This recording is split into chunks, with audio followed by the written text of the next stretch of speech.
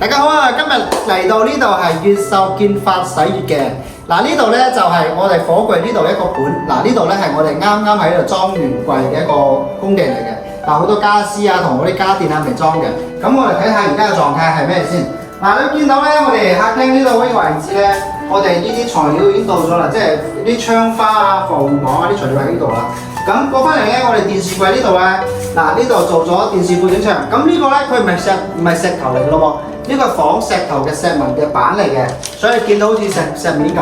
嗱，呢邊做電視櫃啦，再做咗少少格柵咁啦，加埋嗰個邊櫃。咁過翻嚟呢個餐廳嚟嘅，你見到咧兩邊嘅餐廳咧位置升，餐廳同客廳係比較闊嘅，所以咧呢個做咗個餐邊櫃，做埋啲吊櫃啦，其實幾好睇嘅。咁過翻嚟見到好多啲燈櫃又未裝，呢個貨咧又冇裝晒㗎。咁呢邊咧做一個儲物櫃，嗱呢個儲物櫃呢個位置。咁你要睇到嗱，你大概睇睇啊！嗱，呢度出邊咧做咗防護網啦，因為呢度係冇做嗰個太陽台封窗嘅。你會見到呢個太陽台咧係超級闊嘅，呢度大概有6米嘅一個太陽台觀景嚟嘅。咁咧側邊咧做咗一個陽台櫃啦，之後可以擺洗衣機喺嗰邊啦，之後洗手台喺嗰邊嘅。嗱，呢度未清潔，清潔嘅話應該係禮拜一、禮拜二會再做清潔。咁過翻嚟咧。你見到嗱呢邊係一個客房啦，客房呢度咧我哋都做咗一個榻榻米，嗱呢邊下邊呢個櫃桶嚟㗎，嗱呢超大櫃桶，嗱超長櫃桶，呢個業主要求嘅，係。咁咧呢度做咗書台啦，呢度係做咗一個衣櫃，咁做玻璃門，咁呢個門咧做上下層級嘅，係，可以做好多儲物嘅，下邊咧都係做咗啲呢個儲物空間超級大。嗱，呢邊做咗圓弧㗎啦，見到咁我嘅面板會開出嚟呢度。咁過翻嚟咧，呢間客房咧就面住嗰個陽台嘅位置嘅。咁呢間房我哋都唔係做好多嘢就留翻呢個做個床廳，之後咧做個書台，咁做個衣櫃啦，做玻璃門啦，呢度做幾扇門上下門咧咁啊。嗱，會見到嗱空間非常之大嘅。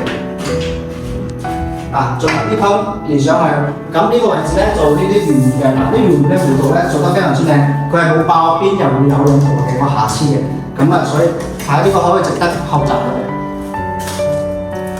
咁過翻嚟咧，呢個係個細兒童房嘅榻榻米房嚟㗎，咁呢邊你見到嗱側邊一上去咧可以上到呢間呢個床褥邊度，咁呢邊下仲有咩咧？仲有啲儲物櫃啦，你見到啊？嗱擺啲衫喺呢度，之後咧儲物櫃。呢度仲有個床褥，咁下邊呢度擺啲窗簾，咁插落去得啦。係，下邊呢仲有好多儲物嘅。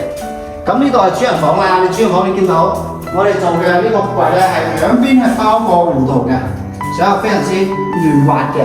咁呢度係個洗手間，所以我哋間開咗個位置，做咗一個 L 型嘅櫃喺度。